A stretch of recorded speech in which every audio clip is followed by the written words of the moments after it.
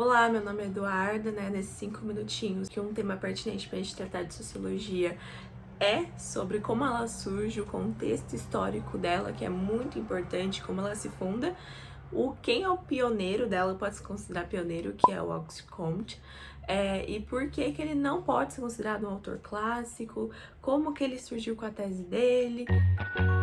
Bom, o primeiro ponto para a gente pensar sobre a sociologia e seu contexto é entender que ela surge para dar respostas para uma sociedade moderna, porque ela vai surgir em uma época que estava tudo muito conturbado, que é durante a Revolução Inglesa, né, que é a Revolução Industrial, e a Revolução Francesa.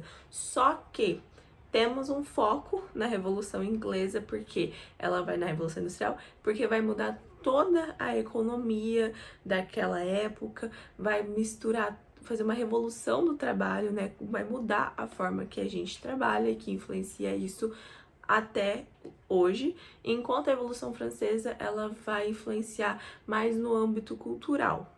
E como a gente está falando de revolução industrial, a gente tem que entender também a ligação que ela vai ter com o sistema capitalista.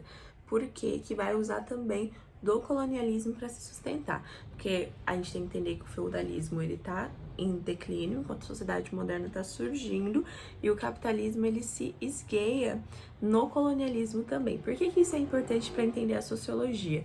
Vai ser um período onde vai estar se precisando muito tecnicamente, cientificamente, por conta de todas as descobertas que estão sendo feitas do novo mundo também. E por que que é importante esse colonialismo? Porque a Inglaterra vai levar um modo de vida, né? Tanto que no Brasil a gente vai ser muito influenciado também por uma questão do Comte, que vai surgir daqui a pouco, né? Como eu falei, mas que os nossos modos de política e modos de produção, né? Por ser ainda um país que não era urbanizado, o Brasil ele acaba tendo tudo como símbolo europeu, como forma de avanço.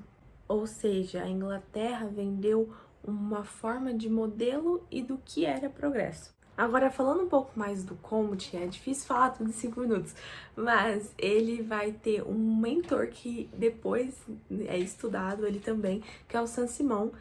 Só que o Comte, por que é importante falar da relação dos dois? Porque ele se revoltou no meio da vida aí, né? Ele era francês, ele estava vivendo após a Revolução Francesa, que estava meio caótico a situação. E o pai dele, o mentor dele, que é o Saint-Simon, ele é o primeiro socialista utópico.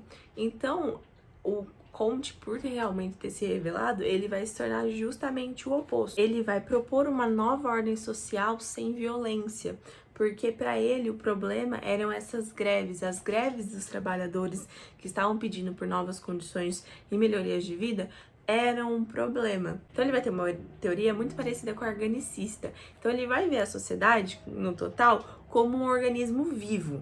Para ele existia uma hierarquia, uma certa submissão da onde você está, para você aceitar a sua própria condição de existência. Então, um proletário, ele ia ser sempre um proletário, porque dentro desse sistema é necessário que ele seja um proletário e aceite sua condição. Ele vai criar a teoria positivista e ele vai acreditar que para se ter um progresso vai ser necessário a ordem, né? E pegando um gancho, quando o positivismo começa a cair por terra na Europa, é quando ele é exportado para as colônias. E depois tem uma segunda parte do trabalho desse autor que nem é muito estudada, que é quando ele começa a envolver religião sobre isso.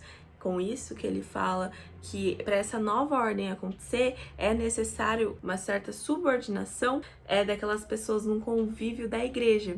E daí também surgem as igrejas positivistas que a gente também tem hoje em São Paulo, no Rio de Janeiro.